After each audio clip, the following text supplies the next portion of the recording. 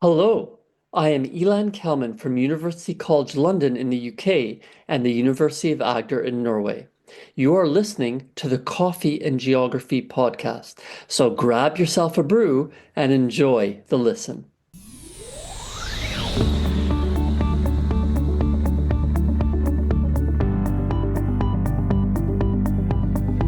Hello, everybody. Welcome back to the Coffee and Geography podcast. And I have a climate ambassador that I have met in person who's not from my own region. It's from the London region of the scheme. Chris Churchman. Good morning. Yes, still morning. Good morning to you. Hi, Kit Murray. Hi. Yeah, I'm still in the time Yeah. zone, having been 3 hours later in Chile for most of this week. So still getting back into Yes. UK time zone. I know, right? Yeah. Well, Chile's what is it? 5 or 6 hours behind? More? Yeah, at the moment it would be, what is it, 11? So it'd be 8 in the morning. And the sun would just be coming up. It's really weird, Oh. actually. One of the things about Chile, which is odd, is their late sunrise and late sunset. So sun doesn't set till 8, although it's autumn now, sun doesn't set till 8 o'clock, but doesn't come up till Hmm. half 7 or so. Ah, that's yeah. So they're actually further. They're actually further east. So they're only 3 hours. And then when our clocks. So folks, if you're not aware, then we have our. We're going to lose our For the hours of west, sleep. they're for the west. We're for the Yeah. Rest. Yeah. Sorry. I mean, yeah, I absolutely. completely bodged those. Completely bodged that visuals. I mean, further east in terms of the American continent. That's what I meant. I completely bodged that. Yeah, So yeah, yeah, thanks for correcting me on that, yeah, Chris. But yeah. So they're currently there's only a 3 hour difference, which is smaller than you'd think. But it's going to become 4 hours when our clocks go forward because I don't yeah, think they do clock yeah, adjustment, do absolutely. they? Yeah, So, yeah. okay. So, to introduce Chris, before I forget, folks, so Chris is an ex landscape architect, now public speaker, raising awareness of the value of nature in offsetting climate change. He is the director of Sequester, which is your new company, which is all Yeah. about sequestration and its importance in driving towards net zero, which is fantastic. And I know you want to talk a lot about that because it is. And I remember our discussion that we've had in the past. It's like it's one of these things where nature-based solutions of sequestration is not talked about enough as it should. And I'm absolutely 100% on board with you on that one. So a bit later on, we'll definitely going to be looking at that in a bit Sure. deeper. So with your what are you bringing to the coffee house today? So you've gone to my coffee house counter, and what have you ordered over the coffee house counter for Yeah. today? Well, I'm afraid when it comes to coffee, I don't go for anything too exciting. I like instant coffee. I know that makes me a pretty unusual beast, but your sort of bog standard Tesco's brand or Nescafe is just fine by me. Yeah, much to the annoyance of my wife, but yeah, I quite like instant coffee. Is, is she a bit more of a coffee connoisseur There's then? I mean, it's not. Neither of us drink, gallons of Colombian or Costa Rican brand, but so she eats. Well, actually, she drinks green tea now. I mean, there's one of the things about being sort of late 60s, early 70s, is that you suddenly become very aware of cholesterol, or your doctor becomes aware of it if you don't. So, green tea obviously is fantastic for cholesterol. So she's heavily into that, and Hmm. and she keeps pressurizing me to equally join her. So no doubt I will, but for the time being, I'm still on, most of the time Fair anyway, still enough. on Fair instant enough. instant brand Yeah. Okay. Nescafe.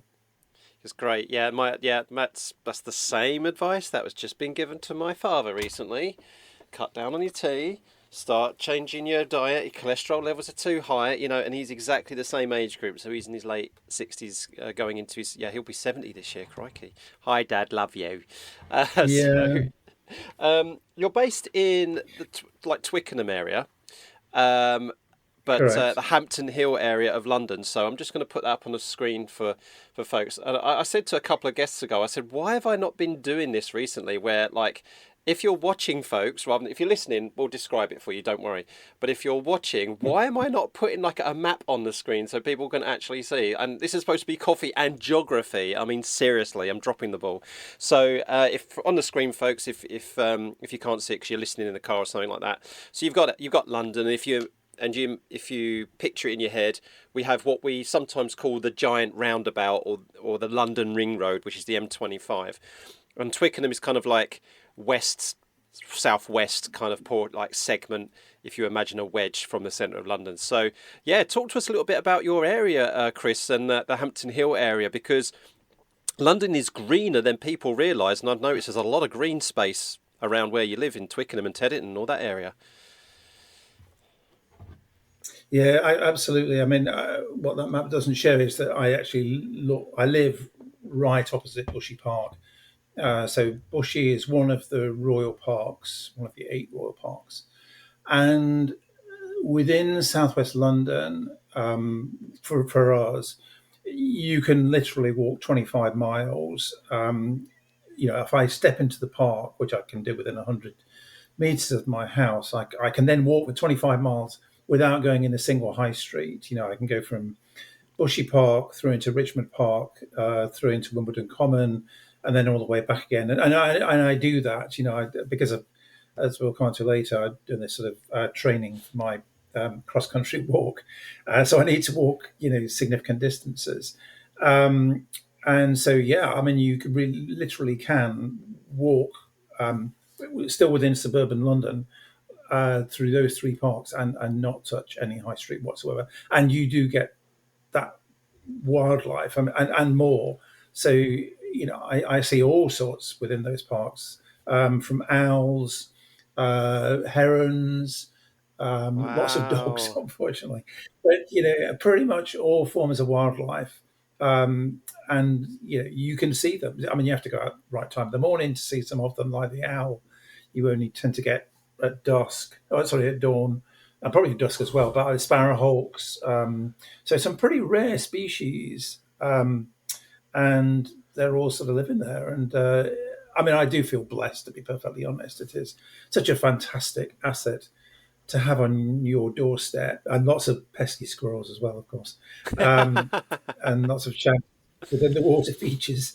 But yeah, I think we have in Bushy Park alone we have 3 herd of deer, and then there's another 3 or 4 in Richmond.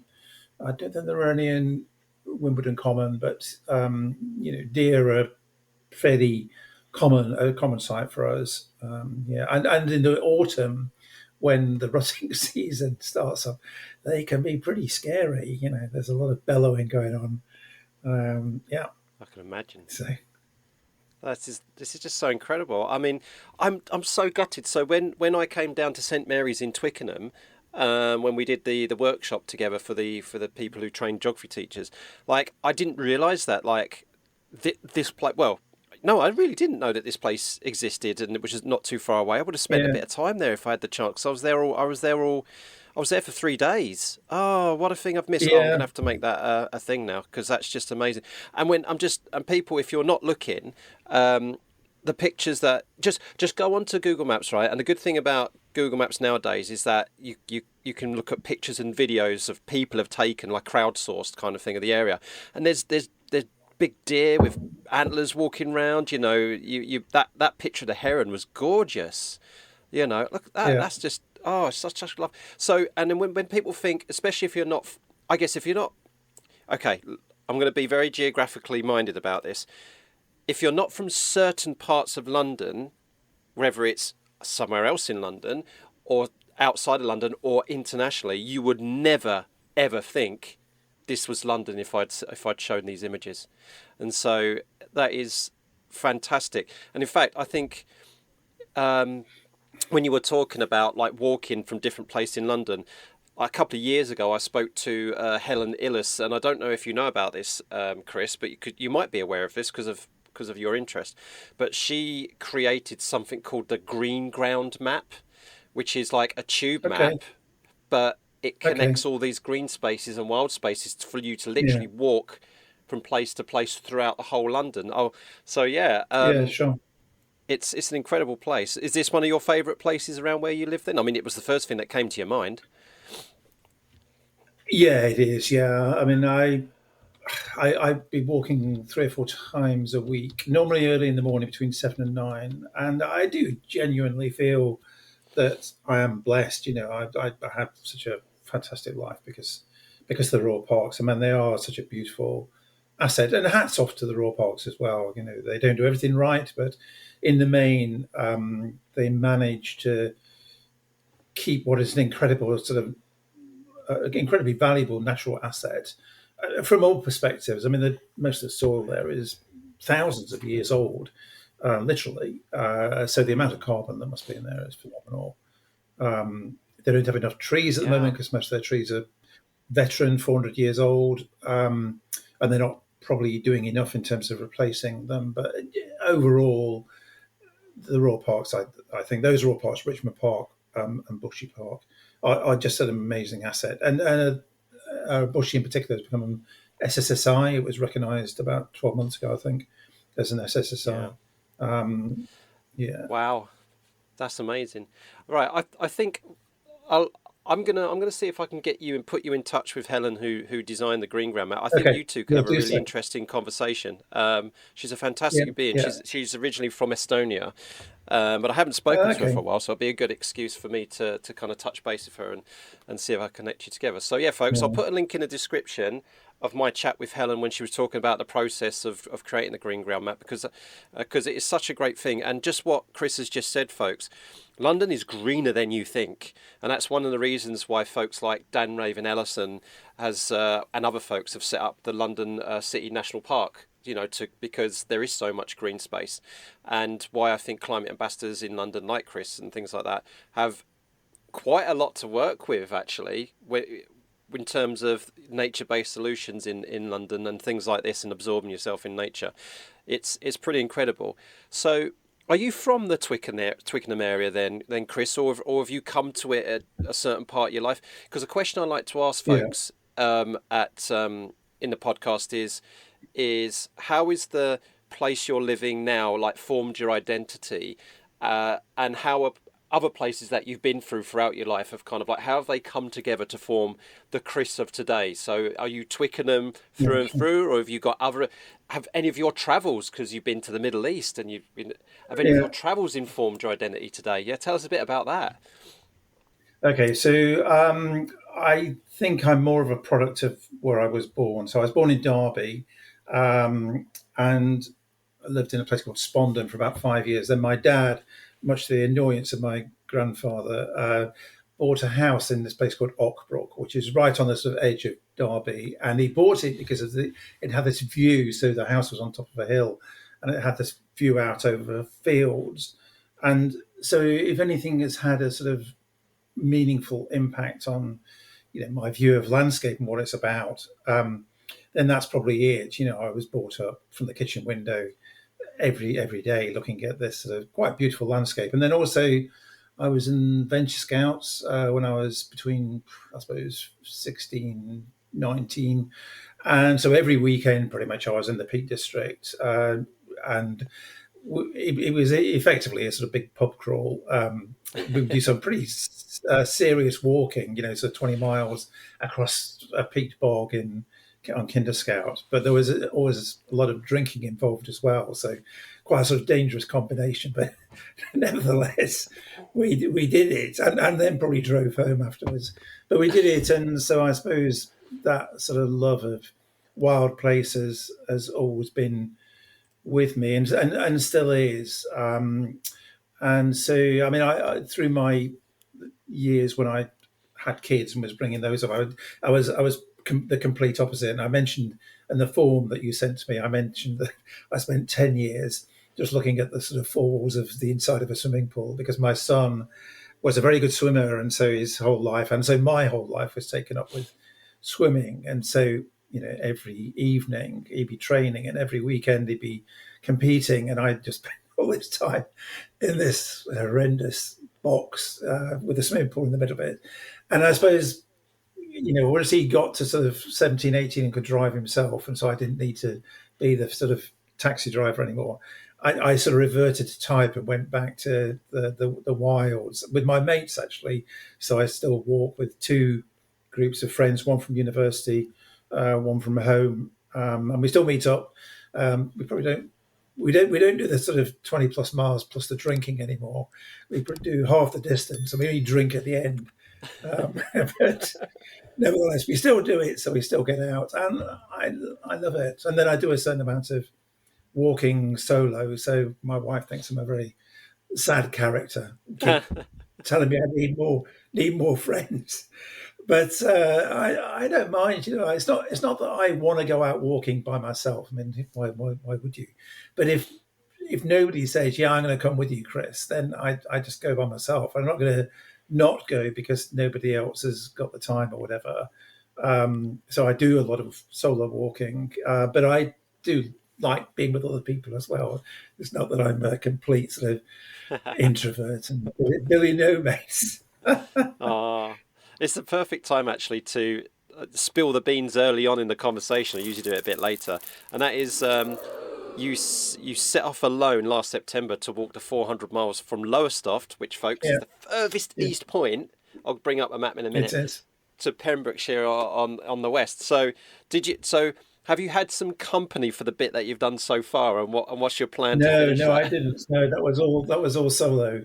Okay. And in a way, it's actually better that it was because I think you tend to, when you're walking by yourself, number one, you absorb more because you're looking around. But I think also you think, it enables you. It's great thinking time walking by yourself because Mm. you tend to reflect on things. And so I suppose my sort of change in my career, going from running a landscape architectural practice, which was a group of 30 people, to setting up Sequester, which is just me, that all really sort of came about during COVID, and particularly a sort of week in the Cairngorms. So when we had the first release of lockdown in COVID, I went camping for a week in the Cairngorms, and it was October. It was bloody freezing in this one man tent.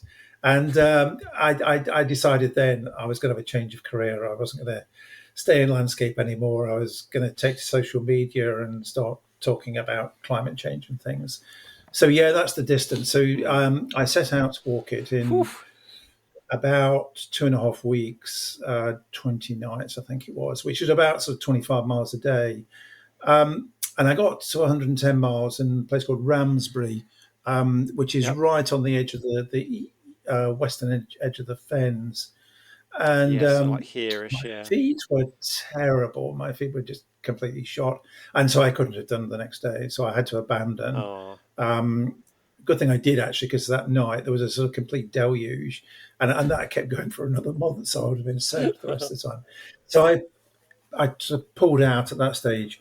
But in the beginning of May, I go back. So I start again in Ramsbury Uh-huh. and then walk through to St David's Head, which is 300 miles. Um, so this time I should be able to do it in about 15 nights if I've planned it correctly. And I'll go through Northampton, down to Warwick, across to Hereford, and then up the Wye Valley, and then sort of working my way westward to Haverford West, and then finally St David's Head. Yeah, Mm. so So that's the plan. Ramsbury is that? It's not Palmer, is Ramsbury's that? is Ramsbury's well just to the sort of east of where Cambridge is. Yeah, that's pretty Came. much it. Ah, right. Okay.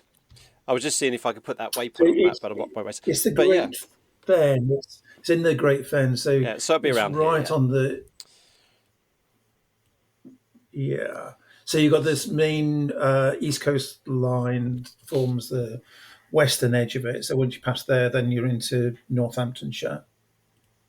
Yeah. That's it, folks. So yeah. So the Great Fens is a very very interesting part of our country, really. So you actually just as that was loading up, you can see this coloration of the physical map here, which is really interesting. The reason why you've got this Yeah. coloration, which goes very far south, like as far south as Cambridge, is because this all used to be underwater. This used to be marshland when the sea levels Yeah. were a little bit higher, and before they were drained for navigation and for farming. And it's a very distinct part of our, and in fact you can see the delineation there when the landscape suddenly changes and it starts to get a little bit more undulating and higher. So you can picture this whole bit. And of course, when you get those classic maps of sea level rise about, oh, this is what our world could look like under so many feet of sea level rise, this bit suddenly goes missing, you know. So that's a really interesting landscape to do. And the other thing that's really interesting as well is that the person I share an office with at the University of East Anglia, Katie Jenkins, Dr. Katie Jenkins, her current research, one of her research projects and her community-based projects is all about climate change in the fens. So it's really, you know, and how the communities are adapting, adjusting, and including the farmers and things like that. And it's just like, it's such an interesting thing. So, Yeah. yeah. I mean, it is a really bizarre really landscape, and if you haven't been there, yeah, I mean, if you haven't been, you should do so, because there are very physical manifestations of the processes that have taken place over 400 years. So basically, what happened was that there was a group of entrepreneurs, the gentlemen something investors, I think, who decided that they were going to drain the fens. And so they brought in a Dutchman, and that's what happened. Obviously, because they knew that if they drained the fens, then it'd go from marshland to very productive area of farmland. The problem is that when you drain peat, which effectively it is, then the peat shrinks, and it has shrunk, and so the levels, it's not just sea levels rising, the land levels have dropped, and by 5 meters. And so if you turn the pumps off today, it'd be flooded now. So Yep. there are the lowest lying roads. Some of the roads I walked on were the lowest lying roads in the UK, and they're 5 meters below sea level. Yes, they are. I mean, it started raining when I was doing it, so I certainly got a shift on, because I think occasionally they do still flood, and so if you get caught halfway, you are in trouble. But it's an unforgiving landscape, an unrelenting landscape, and scale becomes so different. Oh, goodness. You sort of see this dot on the horizon. You think, oh my God, that's the road I've got to get to. That's a car. And the whole thing around distance is completely different to our normal perception of distance. So you look at something on a map and you think, okay, that's 10, 15 minutes, I'll walk that. 2 hours later, Right. you're still on the same line. You think, oh my God, this is just relenting. Yeah. Yeah. And folks, And no if pubs, that's the thing. no pubs. No pubs. No Yeah, pubs. So, I mean, yeah. obviously, the communities there are long since left. And so no pubs. Yeah, you could be walking a whole day and not pass a pub, and you think, oh, Yeah. this is not good. No, one of my favourite places there. I'm gonna get this wrong because it's one of my favourite places, and I can never remember the actual name. It's like East Heckington or something like that, which is kind of on the western end of it. There's this lovely little farm shop like Abbey Parks. I think it was an independent, but now it's been sold off, unfortunately. Which we used to stop. I used to take when I used to take the kids up to Yorkshire Dales from Norwich. We used to stop there all the time, and just absorb the landscape. And folks, if you think like Montana is the big sky, in terms of being famous, you haven't seen anything until you've seen the landscape and the skies of the fens, right? It really is quite incredible. And I love what you did there, Chris, about linking everything with the history and with the geography and the physical geography as well. Because, of course, one of the areas of the fens, there's a sign you walk past or drive past, says, "Welcome to Little Holland," because it goes back to that history with the Dutch and the fact that that the landscape is very familiar to people in the Netherlands and things like that. And I just love that. And this is a perfect time now, Chris, I think, to start talking about Sequester and what you were talking about, because you said about peat and soil. So I think we should let's talk about soil as your thing says right here. Yeah, well, so okay, so soil is a topic that most people don't engage with, and I can Oh, understand why, this is great. but It's going to be good.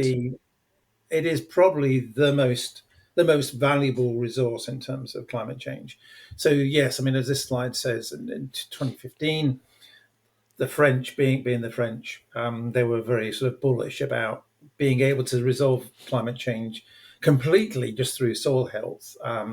So they Mm, came up with this calculation 4 per mille, which is basically if you improve soil health by 0.4% per year, then you would resolve climate change. That would be it, done and dusted. No need for renewable energy. No, nothing else. You would just do it through this. Now there's been a lot of rowing back on that ever since, but it's still, by respectable bodies and organisations, it's still mm, expected that 30% of climate change emissions will be dealt with through soil health, and I think that will increasingly become the case because, you know, yes, we have already reduced our carbon emissions in the UK. We've dropped already by about 40% since 1990. So, we're already well on that path to net yeah. zero. But the problem is that renewable energy can't do it all. You can't do it 100% with renewable energy. You'll get to about 65, 70%. If you get to total Mm, renewable, all energy comes from renewables, you will still only get to 65, 70%. So you've got to find the rest somewhere else. And then soil yeah. becomes our best solution by a long, long way. It's the sort of easiest thing to do. And it's not that nobody understands, because I mean, some of the scientists know this, but they never talk about it. And Mm, for a long time, I couldn't work out why. And so when last autumn, there was one day when Keir Starmer said we're going to reduce climate change by, I think it's 80%, 80% reduction in emissions by whenever. And so they brought on the guy from the Committee of Climate Change, and he was sort of giving the sort of spiel on Radio 4. And he said, he was saying basically it's all about renewables and it's all about driving electric cars. I thought, no, it's not. That's complete bullshit. And it's, why are you saying this? And I couldn't work out. Then I thought, I know the reason why. And it's because we don't pay for soil and we never will pay for soil, whereas we will always pay mm, for electric cars and we'll always pay for a new hydrogen central heating boiler or whatever. So the replacement central heating boilers and replacement cars we as consumers pay for. So the government doesn't want to cloud the issue. It's actually beneficial for the government if we all think that's all it is. Just solve those two things and we're done and dusted. Because then there's more of a case, more likelihood that we'll go out and spend the money. Whereas if they say, well, yeah, but it's those, but it's also these other things, then it sort of makes it a lot more complex and a lot more sort of nuanced, I suppose. And so we're less mm, likely, even though most of us still don't want to spend our money on these things. We're going to become even more disincentivized to spend our money if yeah. um, we think there is an alternative, which there isn't. Clearly renewables and electric cars are a must do. We can't not do them, but you've got to do the other things as well. Yeah. And then the other Yeah. statistic here is 90% of the UK is still not built on. Now, there's places in the UK where it's less than that. So, but it's still, I think the lowest is around 85%, even in the southeast of England. If you go up to Scotland, obviously, it's high 90s. I mean, globally, it's 99 point something of the world is still not built on. So we still tread on the world very, very lightly. And so I come from the development sector. So I spent 40 years as a landscape architect working with developers. And so architects and developers have convinced themselves, and they like to convince us, that they can solve climate change. That climate change is all to do with buildings. There's Mm, this number that architects regularly trot out: 49% of all climate change emissions come from buildings. And that statistic, in a way, is true because the source is a building, but it's not the building that's causing the climate change. It's the way we heat the building. I have Mm. lived in 12 houses in my life, and all of them are older than I am, so they're all more than 70 years old. None of them were built with central heating. None of them were built with double glazing, and yet, we expect those things now because of our view around comfort. So it's our view around Right. comfort which is driving climate change, not building lots and lots of houses. You can build houses, and obviously you can make them so they're well insulated. But the problem is, whatever you do about building houses, we've still got a lot of houses which are very inefficient from an energy perspective, and so they're still in 50 years' time they'll still be pumping greenhouse gases out into the atmosphere. So unless you Mm. make their energy source renewable, then they're still going to be pumping out greenhouse gas Right. emissions. So what I came to realise was that the landscape had to be a big part of the problem of climate change. It could not be part of the problem. If you've got 90% of your country still green, then clearly it's got to be producing some of the problem, and it has to give you some other solutions as well. And so soil, because Mm. soil is sort of fundamental part of green landscapes, that has to be a big part of the problem. And the other thing that no one ever speaks about is that a lot of our greenhouse gas emissions come from food production. About Okay. half of that Yep. is from the farm, and the other half is from the sort of taking the food source and then going through a sort of production stage and moving it around the country and wrapping it and all the rest. So yeah, 25% of all greenhouse gas emissions come from food, and no one ever talks about this apart from the National Food Strategy, which I can recommend to everybody. If you want a good read, read the National Food Strategy. It's a really it's crammed full of interesting facts. It was written by Henry Dimbleby, who's still around. Probably heard of him, and it is crammed full of interesting facts about our health and about our country Mm. and all the rest of it. So, as a piece of social work, if nothing else, it's definitely worth having a read of. Okay. Sounds interesting. Yeah, and then the other thing is that climate change is an equation stripped back to its very purest form. Climate change is an equation which is about emissions and also absorption. It can't be about one or the other. It has to be about both. So I there are only two things which absorb carbon dioxide, which are trees and soil. Everything else is obviously an emitter. Historically, we've had enough trees and enough soil in good health to offset all Right. the emissions. So we've now got too many emissions, but we've also got not enough trees because we've been chopping them down. So in a way, for the time being at least, the only two things which are going to absorb carbon, which we have to do, are trees and soils. Now, obviously, there is Mm. also industrialized carbon capture, which this government is looking to fund at 21 billion, I think it is. Um, Yes. Carbon capture as an industrial process has been around for decades. Um, and certainly over the last 10 years, it's been mainstream, but it's not ever been bought into in a big way. I think there's only 10 plants globally which are doing it. It was a big one in Norway. It just come online.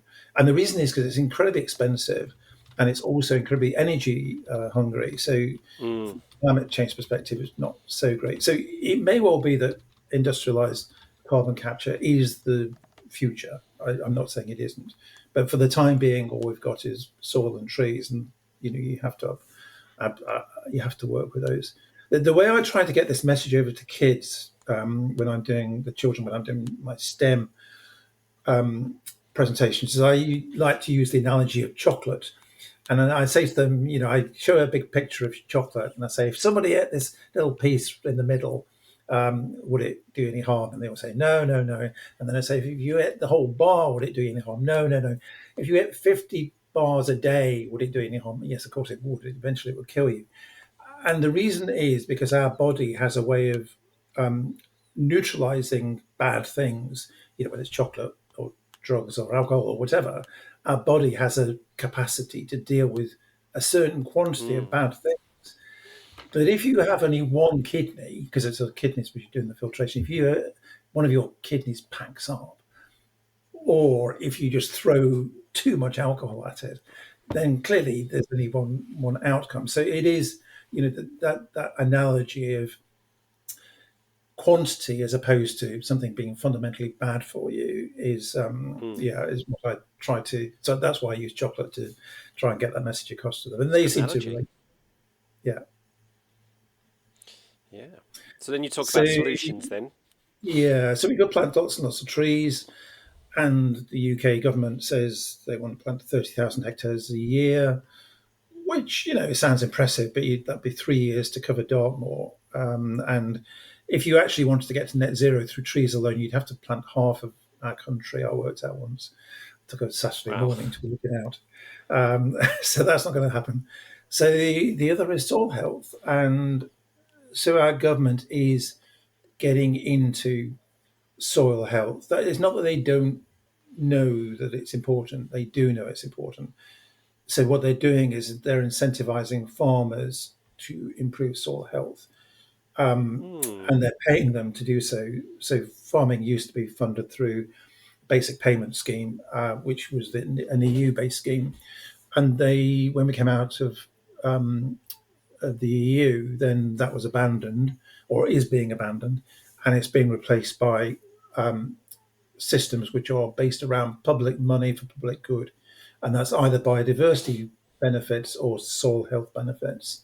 And so the government is giving us our tax money now rather than just going to a farmer as a subsidy to produce food. It's now going as a subsidy to improve soil health. So there is a recognition of the importance. It's just that they're not Hmm. that sort of open about what they're doing. Yeah. Okay. Interesting. So I love these quotes. So one from Yeah, Franklin Roosevelt yeah. and Atharva Veda. Yeah. So Yeah, it's not that people have never criticality of realised. soil. Yeah. Yeah, So I'm it's going not to that read these people out for have. folks. So Atharva Veda, which is from Sanskrit scripture, this is kind of like 1200 BC, says, "Upon this handful of soil our survival depends. Husband it, and it will grow our food, our fuel, and our shelter, and surround us with beauty. Abuse it, and the soil will collapse and die, taking humanity with it." And then, what, 2,000, 3,000 years later, then Franklin D. Roosevelt says, "The nation that destroys its soil destroys itself." So, very good quotes there. Yeah, yeah, So, yeah, and then you mentioned farming already, and this is, I think, farmers, especially, well, all around the country, but in this region of east of England in particular, I think they have such a huge part to play on this. And you mentioned, you know, this is such a crucial stakeholder that needs to be involved. absolutely, absolutely. So I don't know if you're aware, but there is a national land use framework which is in consultation at the moment. We never had one. So it almost beggars belief, actually.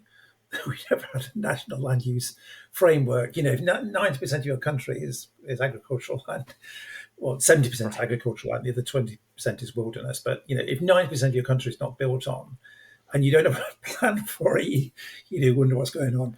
Um, Yeah. so that is in consultation at the moment. It ends later this month. So it's available on the UK website. Please do have a look at it if you can. Um, Yeah. and my view is that the non-farmers, are really important. That the farmers are really important. I like to think that farmers were the fourth emergency service. So when we had COVID, who went out there and produced the crops? These guys did. They and never get any praise or anything for it.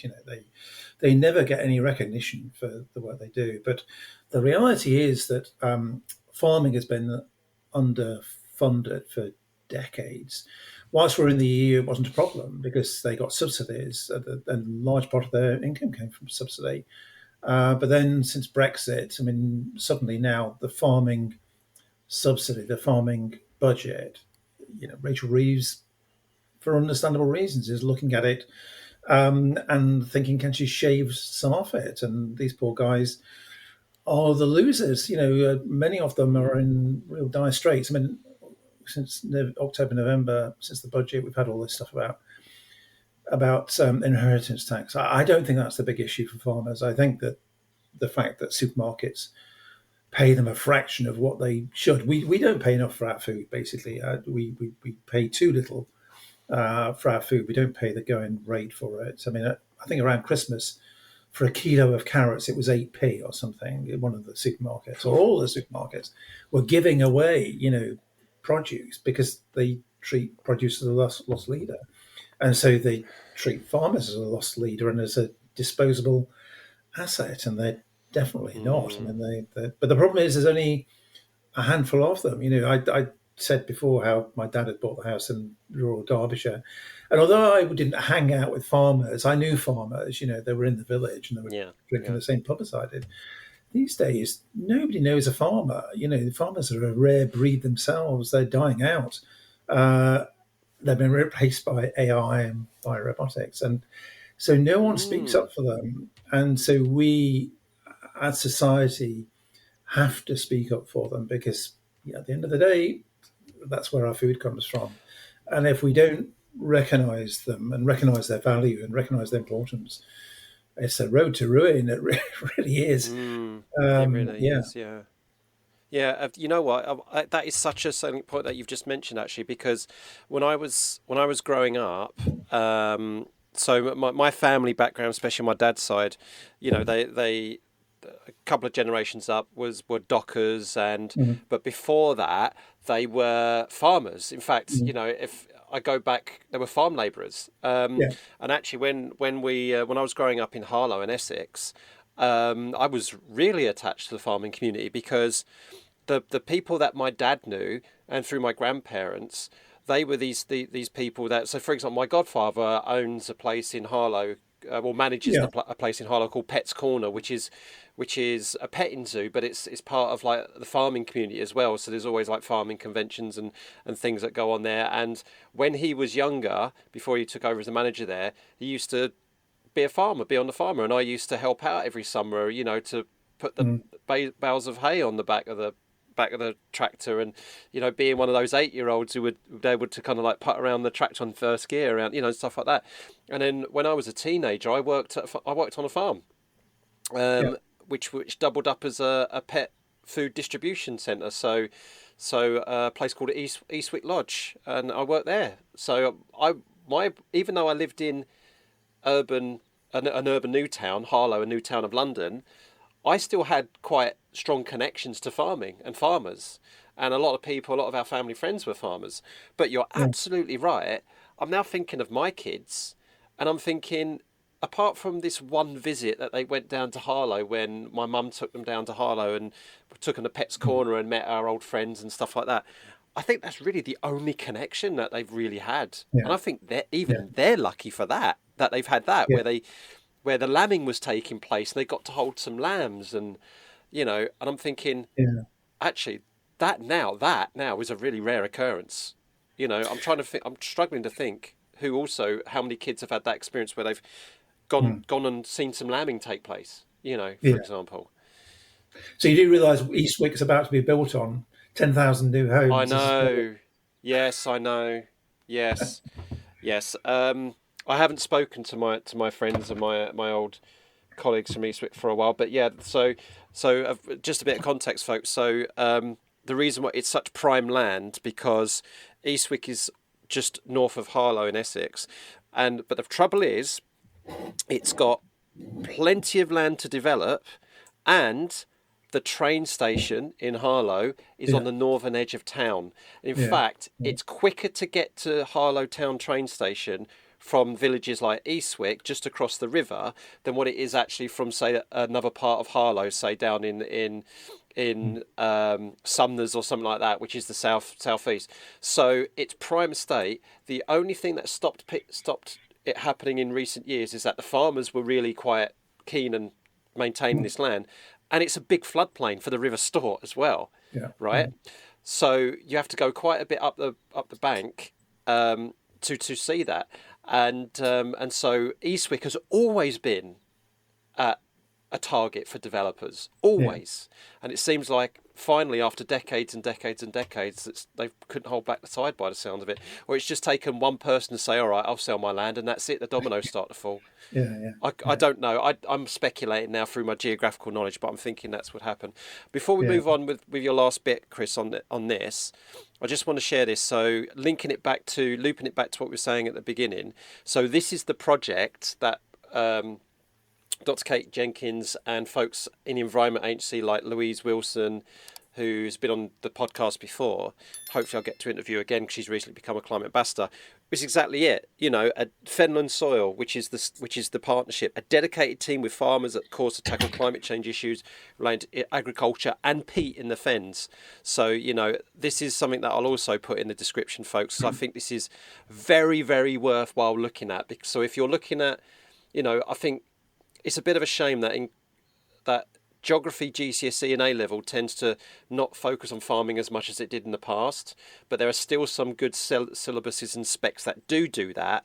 And if you're still hanging on to agriculture and agricultural systems, folks, especially at A-level, this is worth looking at in terms of sustainable and stakeholder-based and partnership-based solutions to climate change in the agricultural sector. So give this a look.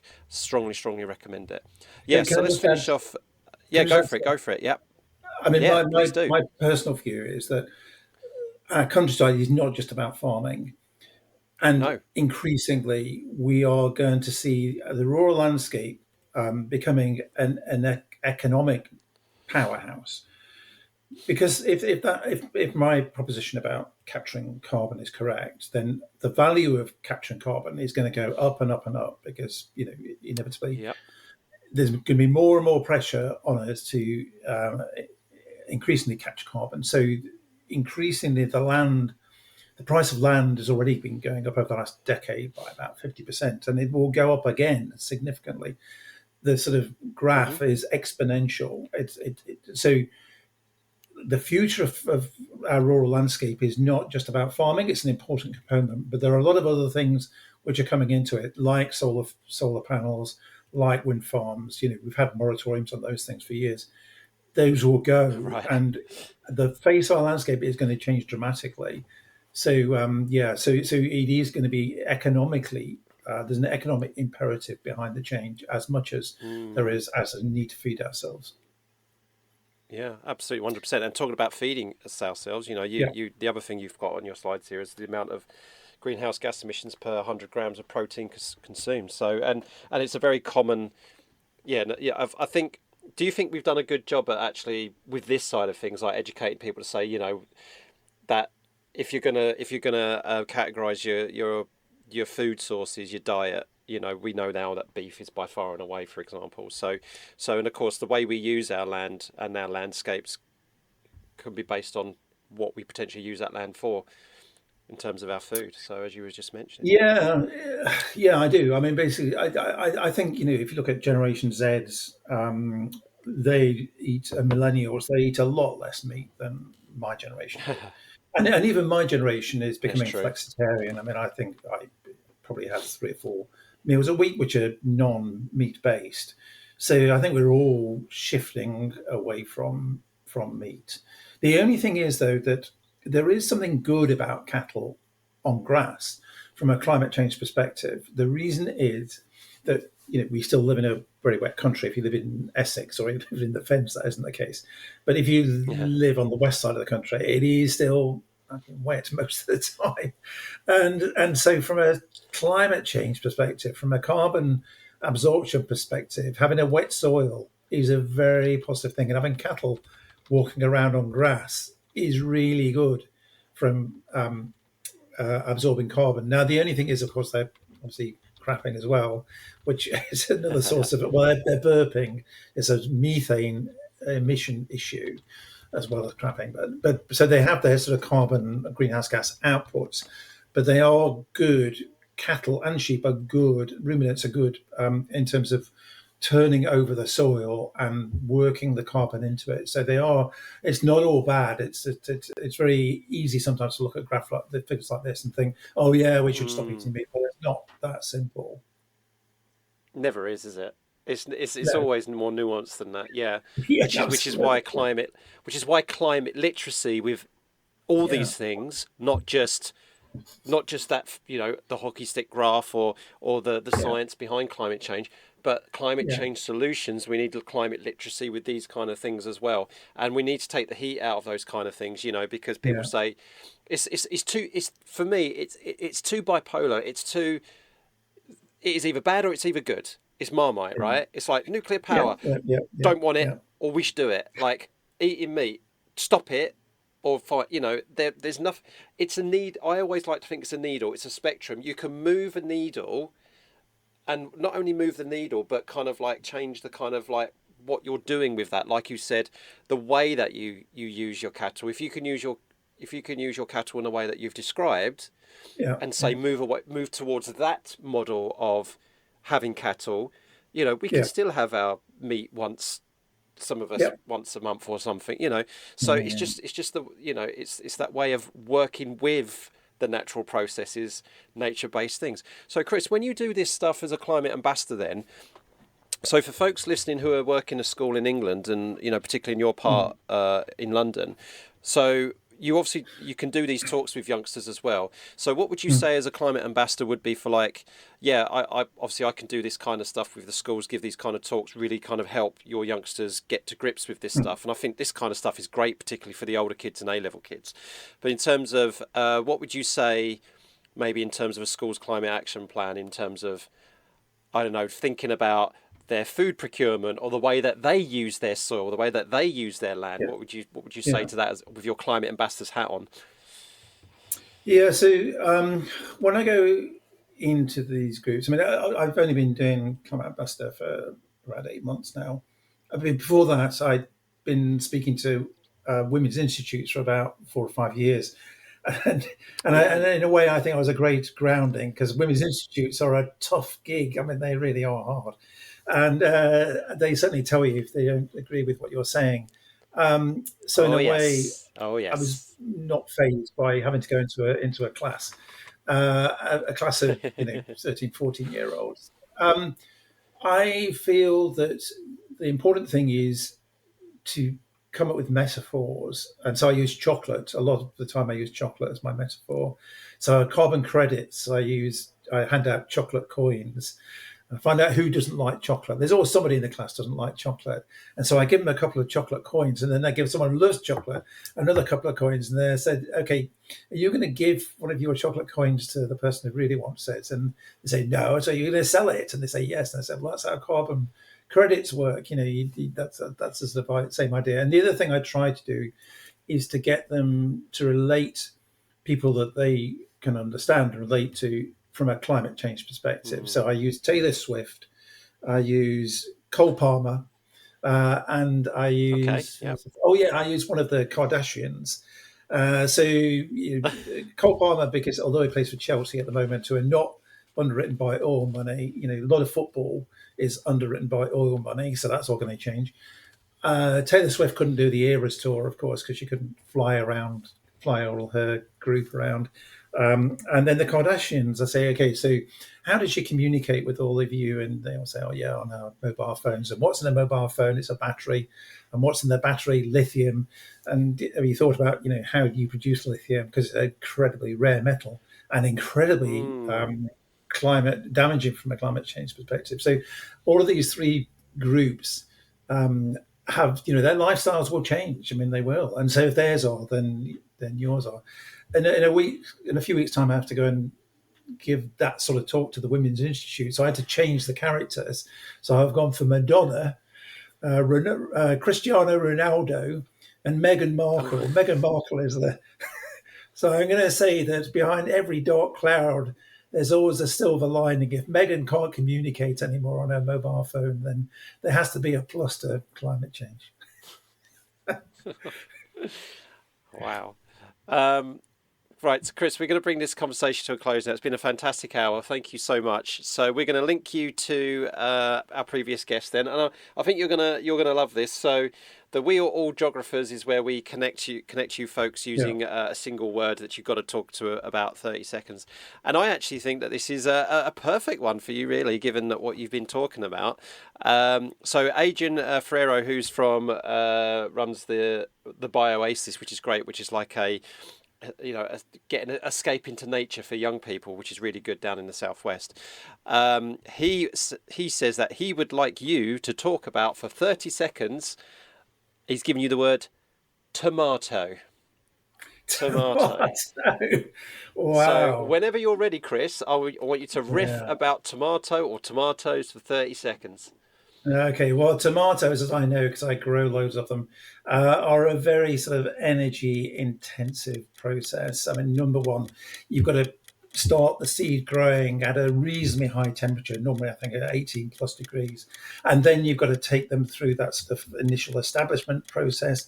And then you've got to go into the greenhouse every day and nip out the trusses, the middle trusses, to make sure that you've got enough fruit coming on the plant.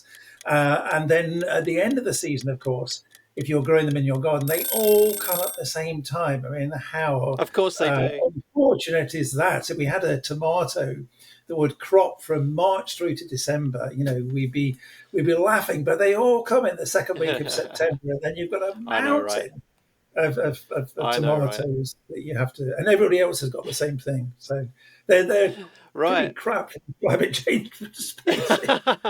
Yeah.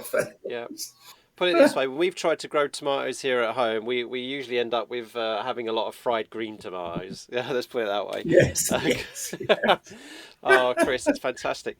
So for my next guest, when I talk to them, what word would you like? I can't tell you who it is because things get rescheduled, so it's just a blind thing. What word would you like for the following guest to say for 30 Okay, seconds? so I thought about this because it's just coming. And if this is too tricky, then just tell me. I was going to do own, the verb to own. So To own. Yeah. So well, it could be on in one zone, or to own something, because I think ownership is quite a big issue. Is that too tricky? No, it's brilliant. I'm just trying to look back at the We Are All Geographers list and see if we've had anything like that. We've had to own. We've not. No, that's the first time. Okay, to have, So we've had things like openness and. Okay. But nothing like that. That's brilliant. Okay, folks. So there we go. Tune in next week. Okay, folks. So, Chris, obviously, folks can touch base with you via the Climate Ambassador Scheme. For sure. Chris is based in the London region. So that's my dear friend and colleague Lachlan Attack, who's the London Regional Hub Manager. And how else can people connect with you, Chris? So I'm on LinkedIn. So you just type in Chris Churchman and my LinkedIn profile will come up. I have been, over the last few weeks, been producing a little blog each week on this land use framework. So have a look at that. And then I also have an Instagram account, which is what is it? Outside number 9.co.uk. Okay. Outside number 9.co.uk. Yeah, on Instagram. Yeah. Okay. So that's mainly photos of my garden, but and chili. Oh yes, yeah. We didn't get the time to talk about but we'll get people to have a look at your pictures of chili. Yeah. And finally, have you got anyone you want to give a shout out to say hello to? No, as I say, my wife thinks I'm sad.